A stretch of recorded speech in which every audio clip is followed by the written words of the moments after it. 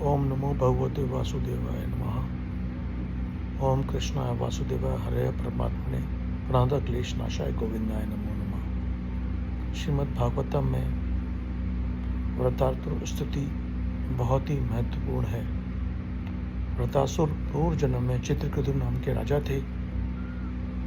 उन्होंने भगवान की तपस्या करी तथा उन्होंने संघर्षण का दिव्य रूप उनके समक्ष उपस्थित हुआ। उन्होंने भगवान शंकरशन जी ने उनसे वरदान मांगने को कहा। उन्होंने कहा प्रभु मुझे कुछ नहीं चाहिए, लेकिन प्रभु ने कहा कि कुछ तो लेना पड़ेगा। तो उन्होंने कहा प्रभु मेरे को एक वाहन दो जिससे मैं मन की कल्पना करूं और वहीं पर पहुंच जाऊं। अतः वो शंकरशन भगवान ने उनको वह एक इस प्रकार का एक रथ दिया जो मन की गति चलता था। एक बार चित्रकेतु भगवान की तपस्या में लीन होकर विचरण कर रहे थे, तभी उन्होंने देखा कि महादेव जी पार्वती गोद में बिठाकर सभी ऋषियों को भागवत का पाठ कर रहे हैं। चूंकि चित्रकेतु देवता के तुल्य थे, अतः उन्होंने भगवान शिव जी के साथ कुछ परिहास किया।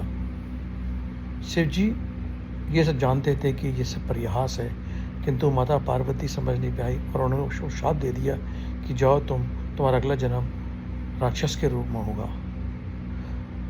चित्रकेतु महाराज ने माता पार्वती को प्रणाम किया और अपने लोग चले गए। इस प्रकार हम देखते हैं जब इंद्र स्वर्गलोक पर असुरों का राज हो गया तो उन्होंने भगवान से प्रार्थना करी। भगवान ने कहा तुम महाराजा ऋषि दधीची की हड्डियां मांग के लाओ और उससे अस्त्र बनाओ, तभी ही चित्रकेतु नाम का तभी व्रतासुर नाम का असुर उनसे मरेगा।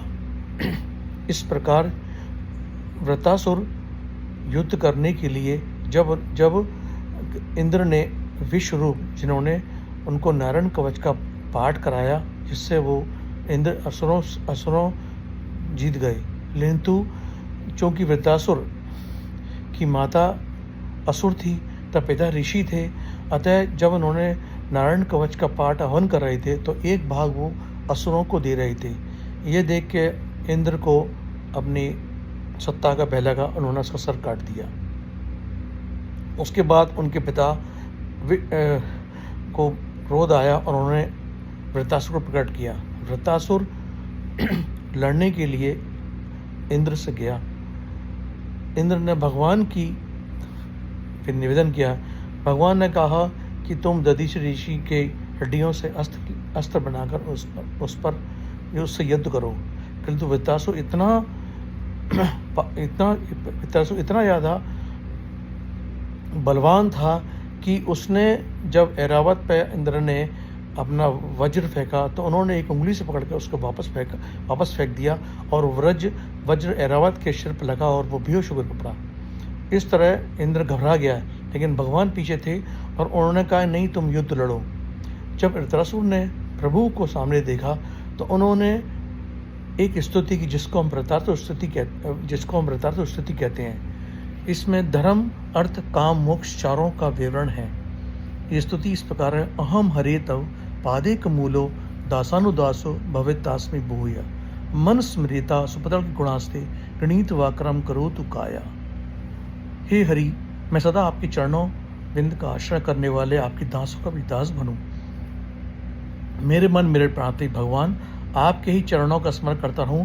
मेरी बड़ी आपके गुणगान करती रहे और मेरी देह आपकी सेवा में कार्य करती रहे।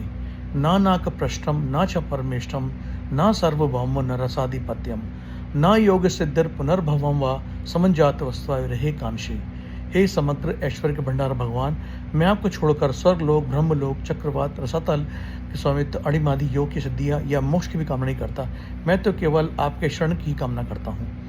अजाद पक्षा इव मातरम खगा स्तन्यम यथा वत्सरा सुधारता प्रियम प्रेम युषतम विषण्णा मनोरविंदाक्षी दृष्टि काम। हे कमल नेत्र, पंख प्राप्त होने वाले पक्षी के बच्चे जैसे उनकी माता चली जाती है उनके लिए खाना लाने के लिए, तो वो लाले तो उनको इंतज़ार करते हैं। क्षुधा पीड़ित छोटे बछड़े जब गाय दिन भर चरने के लिए चली जाती है, तो शाम तक बछड़े उनका इंतज़ार करते हैं ताकि वो उनकी माँ लौट के आए उनको दूध पिलाए। इसी प्रकार स्त्री जिसका पति विदेश गया हुआ है, वो काम से पीड़ित होने का पति का इंतजार कर दिया, वैसे ही भगवान मृतासुर ने कहा कि मेरा मन भी आपके दर्शनों के लिए आतुर हो। ममोत्तम श्लोके नाने जानेशु सक्यम संसार चक्रे भ्रमत सर्वकर्म आदि त्वान मयाता मजदार घेष्ठा सत्यचित सत्सन्नाय अद्भुत। हे नाथ, अपने कर्म के अनुसार इस संसार चक्र में भ्रमण करता हुआ मुझे उत्तम कीर्ति प्राप्त हो, आपके भक्तों की प्रीति प्राप्त हो। परंतु जो आपकी माया से वश होकर पुत्र देव पुत्र आदि स्त्री में आसक्त हैं, उनसे कभी संबंध न हो। यदि मैं दुसंग से बचूंगा तो ही आपकी व्यापार करूंगा। इस वृतास्तुति में वृतासुर ने धर्म अर्थ काम मोक्ष को पूर्ण रूप से बताया है। पहले श्लोक में उन्होंने कहा था कि मुझे मुझे कोई नहीं चाहिए, मुझे सिर्फ आपके दासों का दास बना दो, अतः आप वो धर्म की पालन करें। दूसरे श्लोक में उन्होंने कहा कि मुझे ना स्वर्गलोक चाहिए, ना ब्रह्मलोक चाहिए, ना सातन चाहिए, ना सिद्धियाँ चाहिए, अतः उनको कोई अर्थ या सत्ता की कामना नहीं थी। तीसरे श्लोक में उन्होंने कहा कि जिस तरह छोटे पक्षी अपनी माँ का इंतजार करते हैं, बछड़े इस पर अपनी गौमाता का इंतजार करते हैं, विदेश गई पति की पत्नी अमिता करती है, वैसी बेराम ने, यानी कि जितना काम की वासना है उनको भी उन्होंने त्याग दिया। और चौथा श्लोक में कहते हैं, भगवान मैं इस संसार में बहुत रह लिया, अब मुझे मेरी उनसे प्रीति नहीं हो जो माया में वश हैं, जो जो पिता पुत्र में पत्नी और पुत्र में व्यस्त था, मोक्ष की प्राप्त नहीं है। वो चाहते थे कि मुझे सिर्फ भगवान का ही रूह आपके दासों का दास बनूं। हरे कृष्णा।